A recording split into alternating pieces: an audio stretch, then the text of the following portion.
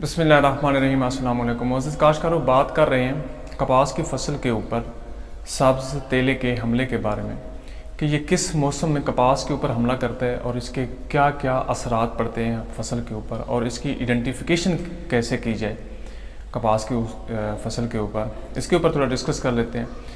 देखिए दोस्तों, जैसे ही मौसम गर्म और मरतूब होता है तो ये मौसम सब्ज़ तेले के लिए एक फेवरेबल मौसम बन जाता है। तो इस पसंदीदा मौसम में इसका हमला कपास की फसल के ऊपर बहुत ही शदीद होता है।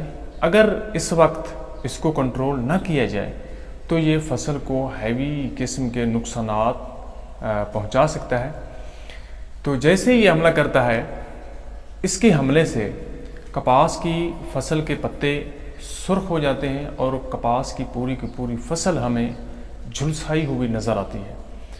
तो जिसके नतीजे में कपास के पौधों के ऊपर लगे फूल और डुडियाँ गिरने लग जाते हैं और इसके ऊपर जो टिंडे होते हैं उनका साइज़ कम हो जाते हैं और उनके वज़न में भी कमी आ जाती है। यानी कि पौधे का जो क़ुव्वत मुदाफ़ियत होती है उसके अंदर वो बहुत वीक पड़ जाती है, जिसकी वजह से पौधा ज़्यादा फल नहीं दे पाता, बल्कि उसके ऊपर लगा जो पहले से फल होता है वो भी गिरने लग जाता है या फिर उस फल का साइज़ जो होता है वो कम हो जाता है, जिसके नतीजे में बाद में हमें पैदावार में कमी आ जाती है।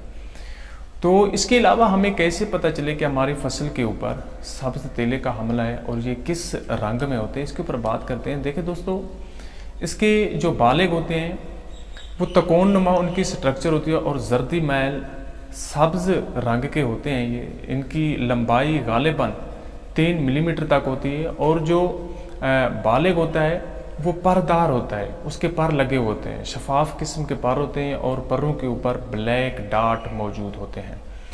इसके अलावा ये बहुत ही फुर्तीला किस्म का होता है, जिसकी वजह से इसको चुस्त तेला भी कहते हैं। यानी कि अगर आप इसको छूने की कोशिश करेंगे तो ये बड़ी तेज़ी के साथ हरकत करता है या फिर ये जंपिंग लगाता है और अमूमन पौधे के ऊपर जो पत्ते होते हैं उन पत्तों के निचली साइड के ऊपर ये जाके हमला करता है।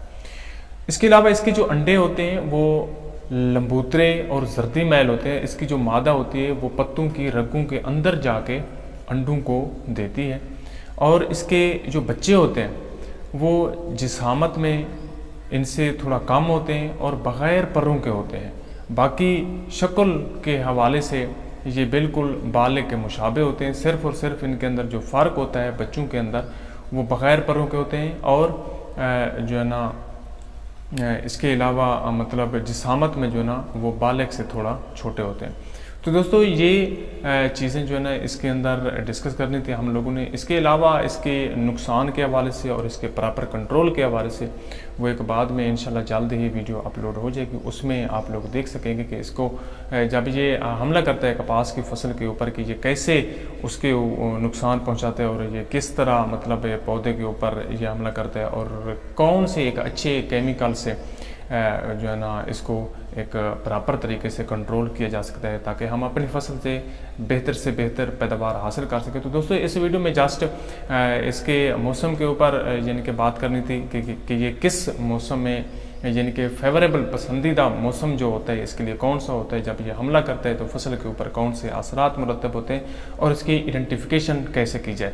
अगर तो दोस्तों आप लोगों को मेरी ये वीडियो पसंद आई है तो बराए मेहरबानी मेरे इस चैनल को सब्सक्राइब कर दें ताकि एग्रीकल्चर के हवाले से और एग्रीकल्चर के ऊपर इंसेक्ट पेस्ट के हमले के हवाले से और उनके कंट्रोल के हवाले से, उनकी आइडेंटिफिकेशन के हवाले से मेरी आने वाली तमाम किस्म की जो वीडियोज़ हों वो आपको बर वक्त पहुँच सकें। शुक्रिया।